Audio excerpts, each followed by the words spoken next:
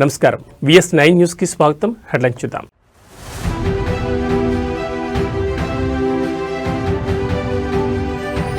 CM చంద్రబాబుకు big relief. Fibre net case కొట్టివేస్తూ ACB court ఆదేశాలు.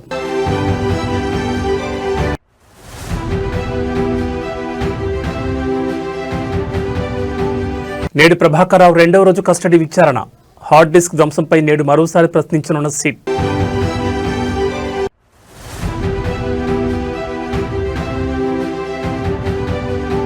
ఫుడ్ పాయిజన్తో ఆసుపత్రి పాలైన 90 మంది విద్యార్థులు. పరామర్శించిన మాజీ మంత్రి హరీష్ రావు.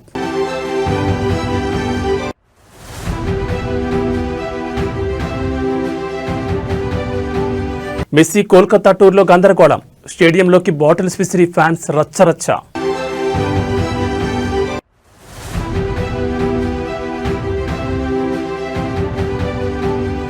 డేంజర్లో దేశ రాజధాని. ఢిల్లీలో ప్రమాదకరంగా గాలి నాణ్యత. ఇక డీటెయిల్స్ చూస్తే విజయవాడలోని ఏసీబీ కోర్టు ముఖ్యమంత్రి నారా చంద్రబాబు నాయుడికి భారీ ఊరట కలిగించే తీర్పును వెలువరించింది. చంద్రబాబుపై నమోదైన ఏపీ ఫైబర్ నెట్ కేసును పూర్తిగా కొట్టివేస్తూ కోర్టు ఆదేశాలు జారీ చేసింది. వైసీపీ ప్రభుత్వం హయాంలో అప్పటి ప్రతిపక్ష నేతగా ఉన్న చంద్రబాబు నాయుడుతో పాటు పలువురు అధికారులపై 300 కోట్లకు పైగా టెండర్లలో అక్రమాలు జరిగాయని ఆరోపణలతో సిఐడి కేసు నమోదు చేసింది. ఫైబర్ నెట్ ప్రాజెక్టులో అవకతవకలు జరిగాయని అప్పట్లో పెద్ద ఎత్తున ఆరోపణలు వెలువెత్తాయి. ఈ కేసు విచారణలో భాగంగా 99 మంది సాక్షులను విచారించిన సిఐడి వారి వాంగ్మూలాలతో కూడిన నివేదికను కోర్టుకు సమర్పించింది. అయితే విచారణలో ప్రభుత్వానికి ఎలాంటి ఆర్థిక నష్టం జరగలేదని స్పష్టమైంది. ఈ నేపథ్యంలో ఫైబర్ నెట్ సంస్థ అప్పటి ఎండీ మధుసూదన్ రెడ్డి కోర్టులో అఫిడవిట్ దాఖలు చేస్తూ ప్రభుత్వానికి నష్టం లేదని, అందువల్ల కేసును ఉపసంహరించుకుంటున్నట్లు పేర్కొన్నారు. దీనిపై తాజా ఎండీ గీతాంజలి కూడా కేసు ఉపసంహరణకు అభ్యంతరం లేదని అఫిడవిట్ సమర్పించారు. అయితే ఫైబర్ నెట్ సంస్థ అప్పటి చైర్మన్ గౌతమ్ రెడ్డి కేసును క్లోజ్ చేయొద్దంటూ కోర్టులో పిటిషన్ దాఖలు చేశారు. దీన్ని పరిశీలించిన ACB court Gautam Reddy petition తిరస్కరిస్తూ కేసు కొనసాగించాల్సిన అవసరం లేదని స్పష్టం చేసింది. ఈ అన్ని అంశాలను పరిగణలోకి తీసుకున్న ఏసీబీ కోర్టు న్యాయమూర్తి ఫైబర్ నెట్ కేసును పూర్తిగా కొట్టివేస్తూ తుది ఉత్తర్వులు జారీ చేశారు. ఈ తీర్పుతో ముఖ్యమంత్రి చంద్రబాబు నాయుడికి పెద్ద ఊరట లభించగా రాజకీయంగా కూడా ఈ నిర్ణయం ప్రాధాన్యత సంతరించుకుంది.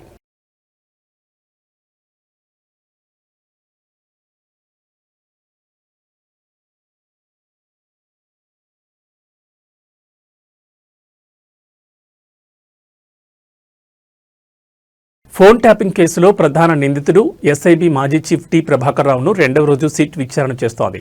నిన్న శుక్రవారం రాత్రి వరకు 6.5 గంటల పాటు సిట్ ప్రభాకర్ రావును విచారించింది. రాత్రి ప్రభాకర్ రావు జూబ్లీహిల్స్ పోలీస్ స్టేషన్లో నిద్రించారు. శనివారం విచారణ కొనసాగిస్తున్నారు. ప్రభాకర్ రావును వారం రోజుల పాటు పోలీస్ కస్టడీకి సుప్రీంకోర్టు అనుమతించింది. వారం పాటు ప్రభాకర్ రావుకు పోలీస్ స్టేషన్లోనే ఉండేలా వసతికి ఏర్పాట్లు చేశారు. తొలి రోజు విచారణలో ప్రభాకర్ రావును 5 iCloud 5 జీమెయిల్ ఖాతాలోని డేటా రికవరీలపై సిట్ అధికారులు ప్రశ్నించారు. 4 ఖాతాల డేటాపై ఫోరెన్సిక్ నివేదిక ఆధారంగా ప్రశ్నిస్తున్నారు. తన వ్యక్తిగత సమాచారం మాత్రమే తాను డివైస్ చేసి నుంచి తొలగించానని ప్రభాకర్ రావు సిట్ అధికారులకు చెప్పడం విశేషం. మరోవైపు సింక్ అయిన డేటా కోసం యాపిల్, జీమెయిల్ కంపెనీల నుంచి కూడా సిట్ అధికారులు సమాచారం సేకరిస్తున్నారు. ఈ డేటాపై సమగ్ర దర్యాప్తు జరుపుతున్నారు. ప్రస్తుతం సేకరించిన పాస్వర్డ్ ఆధారంగా ప్రభాకర్ రావు వినియోగించిన డివైజ్లను విశ్లేషించే పనిలో సిట్ నిమగ్నమైంది. దీనిపై స్పష్టత వస్తే ఫోన్ ట్యాపింగ్ కేసు దర్యాప్తులో కీలక పురోగతి లభించనుంది. రెండవ రోజు సిట్ విచారణలో ఫోన్ ట్యాపింగ్ కోసం డేటా ఎలా సేకరించారు, ఎవరిచ్చారు అనే అంశాలపై అధికారులు దృష్టి సారించారు. ఎలాంటి పరికరాలు వాడి ట్యాపింగ్ పాల్పడ్డారు, ఇలాంటి కీలక అంశాలన్నింటిపై సిట్ అధికారులు ఆరా తీస్తున్నారు.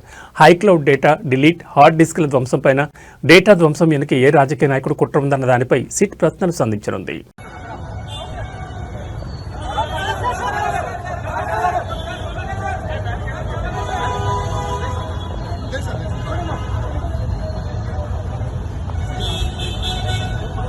మెస్సీతో ఫుట్బాల్ ఆడేందుకు కోట్లు ఖర్చు చేస్తున్న ముఖ్యమంత్రి రేవంత్ రెడ్డి హాస్టల్ పిల్లలకు మాత్రం తిండి పెట్టడం లేదని మాజీ మంత్రి హరీష్ రావు విమర్శించారు. రేవంత్ రెడ్డి పాలన యాడ్స్లో తెలంగాణ రైజింగ్ హాస్పిటల్స్లో విద్యార్థులు ఫాలింగ్ అన్నట్లుగా ఉందని ఎద్దేవా చేశారు. రేవంత్ రెడ్డి విజన్ 2047 అని దబ్బా కొట్టుకుంటున్నారు. ఇది విజన్ 2047 కాదు, విద్యార్థుల పాలిట పాయిజన్ 2047గా మారిందని దుయ్యపట్టారు. రాహుల్ గాంధీకి ఫుట్బాల్ మ్యాచ్ మీద ఉన్న శ్రద్ధ చనిపోతున్న రైతులు, విద్యార్థుల మీద లేదన్నారు. బాగ్లింగంపల్లి మైనార్టీ గురుకుల పాఠశాలలో కలుషిత ఆహారం తిని అస్వస్థతకు గురై కింగ్కోటి ప్రభుత్వ ఆసుపత్రిలో చికిత్స పొందుతున్న విద్యార్థులను ఇవాళ హరీష్ రావు పరామర్శించారు. విద్యార్థులకు అందుతున్న వైద్యం గురించి డాక్టర్లను అడిగి తెలుసుకున్నారు. అనంతరం మీడియాతో మాట్లాడిన హరీష్ రావు రేవంత్ రెడ్డి ప్రభుత్వంపై, రాహుల్ గాంధీ పర్యటనపై తీవ్రస్థాయిలో మండిపడ్డారు. రాష్ట్రంలో ప్రతిరోజు ఏదో ఒక గురుకుల పాఠశాలలో, ప్రభుత్వ పాఠశాలలో విద్యార్థులు కలుషిత ఆహారం తిని ఆసుపత్రి పాలవుతున్నారని, మొన్న షామీర్పేటలో బీసీ గురుకుల పాఠశాలలో అన్నంలో పురుగులొస్తున్నాయని విద్యార్థులు ఏకంగా పోలీస్ స్టేషన్కి వెళ్లే పరిస్థితి వచ్చిందన్నారు. రేవంత్ రెడ్డి ప్రభుత్వంపై విద్యార్థులే ఫిర్యాదు చేశారని, నిన్న మాదాపూర్లోని చందు నాయక్ తాండాలో మధ్యాహ్న భోజనం వికటించి 43 మంది పిల్లలు ఆసుపత్రిలో చేరారని విమర్శించారు. ఇప్పుడు ముషీరాబాద్ నియోజకవర్గంలో బాగ్లింగంపల్లి మైనార్టీ గురుకులంలో కలుషిత ఆహారం తిని 90 మంది ఆసుపత్రి పాలయ్యారని, ఇంతమంది విద్యార్థులు ఆసుపత్రి పాలైనా ఇప్పటి వరకు ఒక్క మంత్రి కూడా వీరిని పరామర్శించలేదని దుయ్యబట్టారు. రేవంత్ రెడ్డి పిల్లల పాలిట పాయిజన్ గా మారారంటూ విమర్శించారు. రేవంత్ రెడ్డికి నిజాయితీ ఉంటే గురుకులాల్లోని పిల్లలకు కడుపు నిండా అన్నం పెట్టాలన్నారు.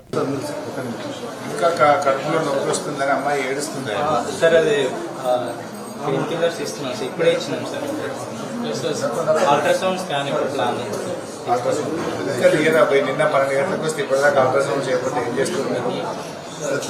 నిన్న వచ్చింది 12 గంటలకు, అమ్మాయి 11 గంటలకు వచ్చింది.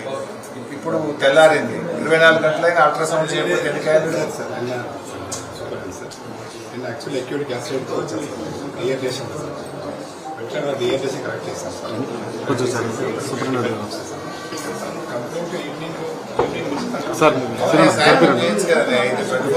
సర్వీసే కదా, సూపర్ స్పెషాలిటీ హాస్పిటల్.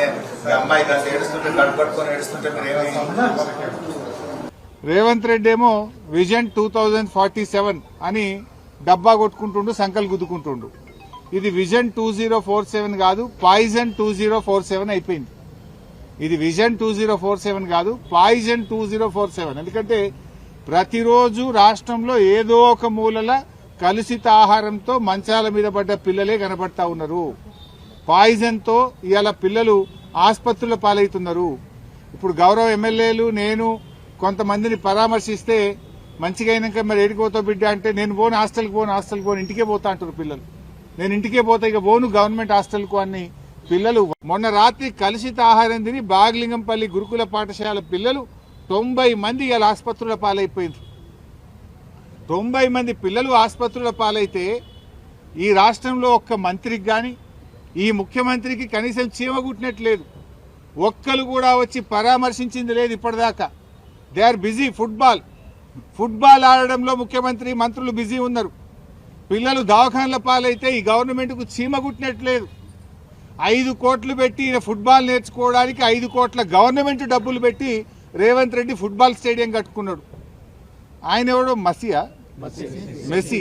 ఆ మెస్సీ వస్తాడట. మెస్సీతో ఫుట్బాల్ ఆడడానికి హైదరాబాద్ నగరం నడిపొట్టున ఒకే రోజు 66 మంది విద్యార్థులు కలుషితాహారం తిని అస్వస్థతకు గురయ్యారు. బాగ్లింగంపల్లిలోని తెలంగాణ మైనార్టీ గురుకుల బాలికల పాఠశాలలో గురువారం రాత్రి పాడైపోయిన పెరుగును ఆహారంలో ఇవ్వడంతో 22 మంది చిన్నారులు వాంతులు విరేచనాలతో తీవ్ర అస్వస్థతకు గురయ్యారు. మాదాపూర్ పరిధిలోని చంద్రనాయక్ తాండా ప్రాథమిక పాఠశాలలో కలుషితమైన పాయసం తిని 44 మంది విద్యార్థులు దవాఖానా పాలయ్యారు. అన్ని వసతులు అందుబాటులో ఉండాల్సిన మహానగరంలోని ఒకే రోజు 66 మంది విద్యార్థులు కలుషితాహారం బారిన పడ్డారు. విద్యార్థులకు కింగ్ కోటి, నీలోఫర్, కొండాపర్ దవాఖానాలు, రెయిన్బో హాస్పిటల్లో చికిత్స అందిస్తున్నారు. తమ పిల్లల ఆరోగ్య పరిస్థితి ఎలా ఉందోనని తల్లిదండ్రులు గురుకుల ప్రభుత్వ పాఠశాల దవాఖానాల చుట్టూ తిరిగి ఆందోళన చెందారు. చంద్రనాయక్ తాండా ప్రభుత్వ పాఠశాలలో మధ్యాహ్న భోజనం కలుషితం కావడంతో 44 మంది విద్యార్థులు తీవ్ర అస్వస్థతకు గురయ్యారు. శుక్రవారం మధ్యాహ్న భోజనంలో అన్నం, ఆలుగడ్డ కూర, పప్పు, పాయసం అందజేశారు. మధ్యాహ్నం 1:30 నుంచి విద్యార్థులు కడుపు నొప్పి, వాంతులతో అవస్థలు పడ్డారు. పాఠశాలలో మొత్తం 107 మంది విద్యార్థులు ఉండగా 44 మంది అస్వస్థతకు గురయ్యారు. ఉపాధ్యాయులు అంబులెన్స్ ద్వారా 38 మందిని కొండాపూర్ ఏరియా దవాఖానాకు తరలించారు. 6 పరిస్థితి ఆందోళనకరంగా ఉండడంతో నానక్రామ్ గూడలోని రెయిన్బో దవాఖానాకు తరలించి చికిత్స అందించారు. మధ్యాహ్న భోజనంలో పాడైన పాయసం తినడం వల్లే అస్వస్థతకు గురైనట్టు తెలుస్తోంది. 44 మందికి విద్యార్థులు అస్వస్థతకు గురైన ఉపాధ్యాయులు తమకు సమాచారం ఇవ్వలేదని తల్లిదండ్రులు చెప్తున్నారు. సాయంత్రమైనా తమ పిల్లలు ఇంటికి రాకపోవడంతో 5 గంటలకు తల్లిదండ్రుల పాఠశాలకు వెళ్లి ఆరా తీశారు. అప్పుడు ఫుడ్ పాయిజన్ అయిందని దవాఖానాకు తరలించినట్టు తెలిపారని వాపోయారు. తమ పిల్లలు అస్వస్థతకు గురైన సమాచారం ఇవ్వకపోవడంతో ఉపాధ్యాయులపై ఆగ్రహం వ్యక్తం చేశారు. ఏదైనా జరగకూడదు జరిగినా ఇలానే వ్యవహరిస్తారా అంటూ మండిపడ్డారు.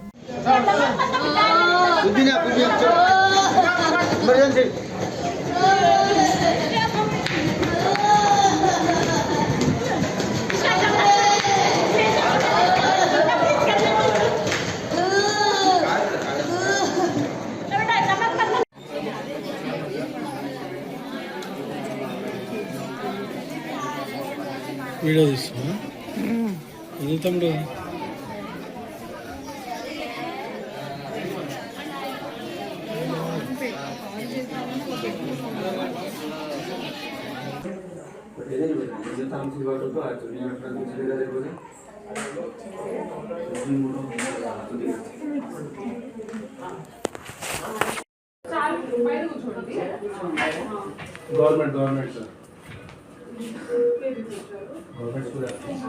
విశాఖ ఆర్కే బీచ్ కాళీమాత విగ్రహం నుంచి వైఎంసీఏ వరకు నిర్వహించిన బీచ్ వాక్ కార్యక్రమాన్ని సిఐటియు పూర్వ రాష్ట్ర కార్యదర్శి కామ్రేడ్ అజయ్ శర్మ ప్రారంభించారు. ఈ సందర్భంగా ఆయన మాట్లాడుతూ విశాఖలో ఈ నెల 31 నుండి జనవరి 4 వరకు జరిగే సిఐటియు 18వ అఖిల భారత మహాసభలను జయప్రదం చేయాలని కోరారు. మోడీ ప్రభుత్వం కార్మికుల హక్కులను కాలరాస్తుందని తెలిపారు. కార్మిక చట్టాలను రద్దు చేసి 4 లేబర్ కోడ్లను తెచ్చిందన్నారు. రానున్న రోజుల్లో కార్మికుల తరపున పెద్ద ఎత్తున పోరాటం చేయడానికి సిఐటియు సిద్ధంగా ఉందని చెప్పారు. లేబర్ కోడ్స్ ని రద్దు చేయాలని, స్టీల్ ప్లాంట్ అమ్మకాన్ని నిలుపుదల చేయాలని నినాదాలు చేశారు. సిఐటియు జిల్లా ప్రధాన కార్యదర్శి ఆర్కేఎస్వి కుమార్ ఆధ్వర్యంలో జరిగిన ఈ కార్యక్రమానికి పెద్ద ఎత్తున కార్మికులు హాజరయ్యారు.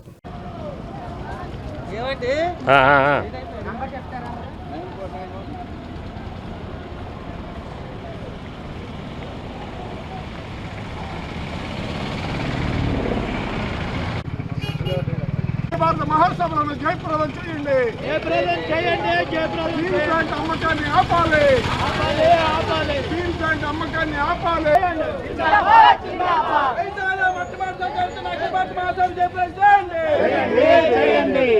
అఖిల భారత మహాసభలు జయప్రదం చేయండి.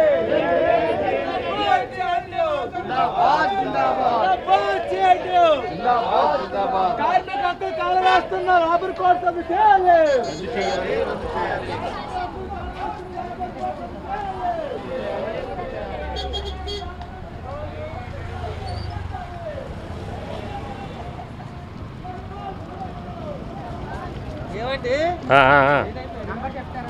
తిరువూరు టీడీపీ ఎమ్మెల్యే కొలికపూడి శ్రీనివాస్ మరోసారి వివాదానికి కేంద్ర బిందువుగా మారారు. సొంత పార్టీ నేతలు లక్ష్యంగా ఆయన చేస్తున్న వ్యాఖ్యలు, పెడుతున్న పోస్టులు రాజకీయంగా ప్రకంపనలు సృష్టిస్తున్నాయి.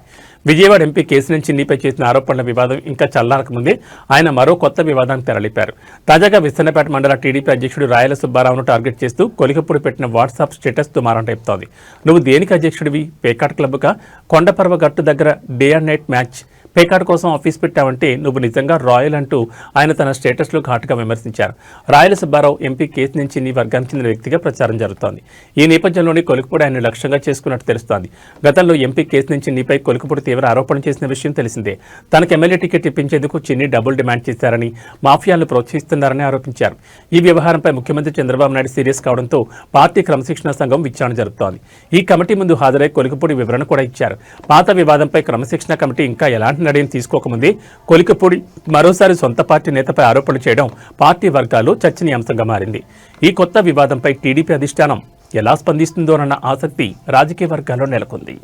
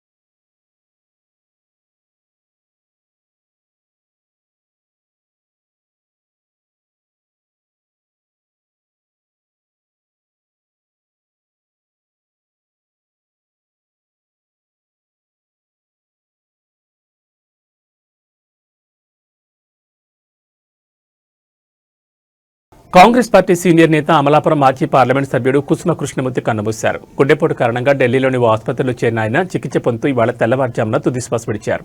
ఈ విషయాన్ని ఆయన కుటుంబ సభ్యులు తెలిపారు.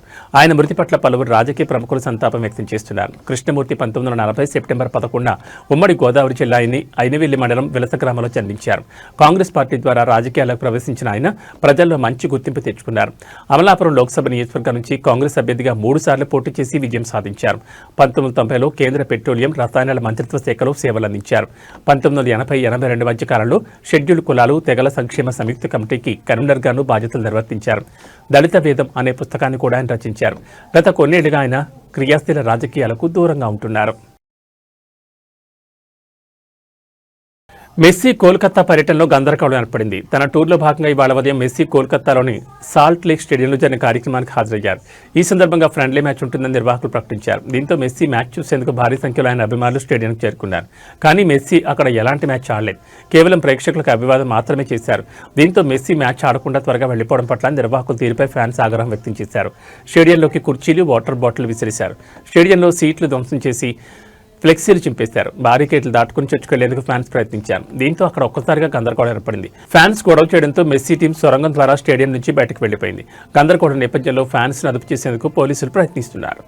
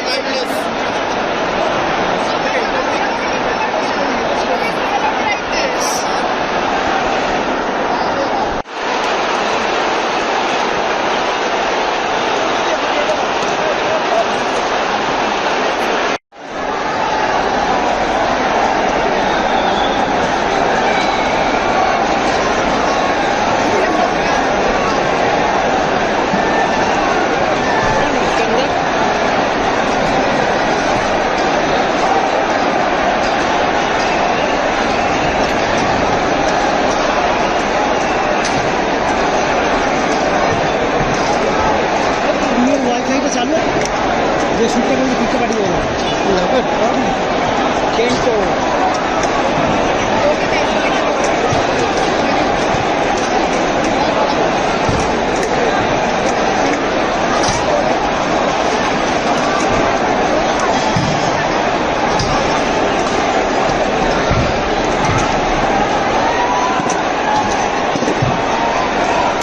चेयर को हाथ चाहिए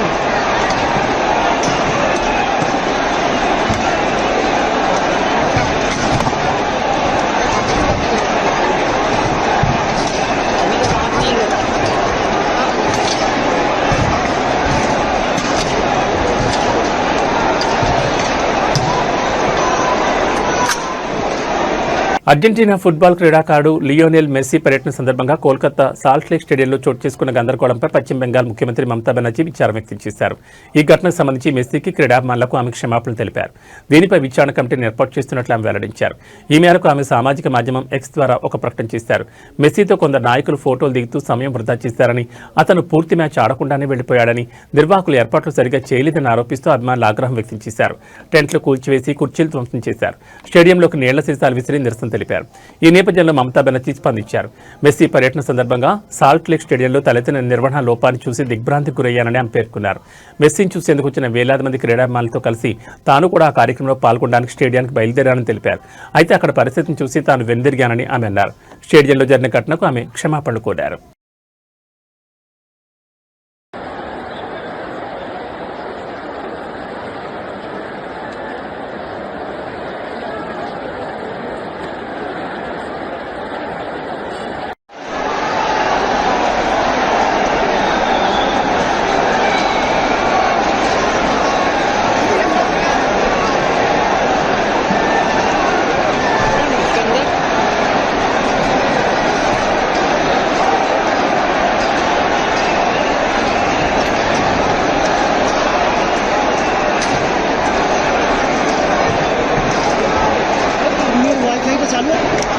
जो शूट करने की पीछे पड़ी है यहाँ पर चेंज को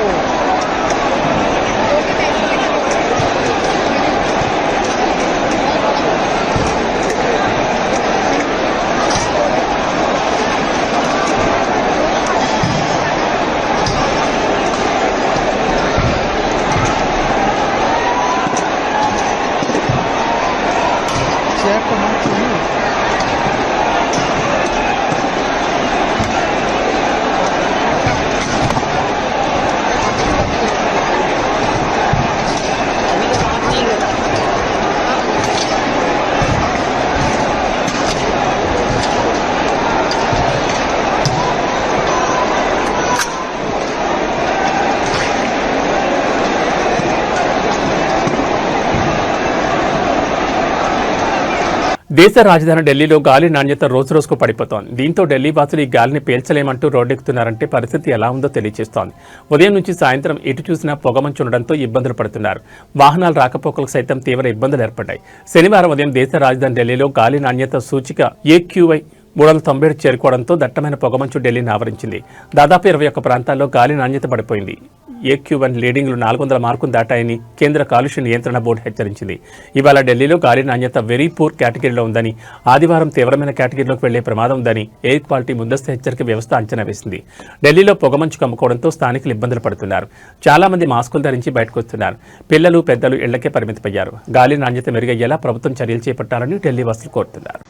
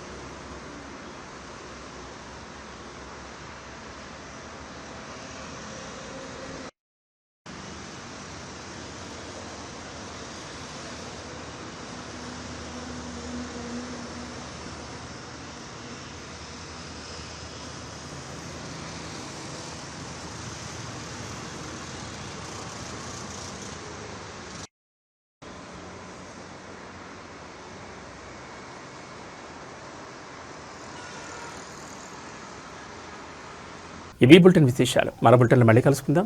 నమస్కారం.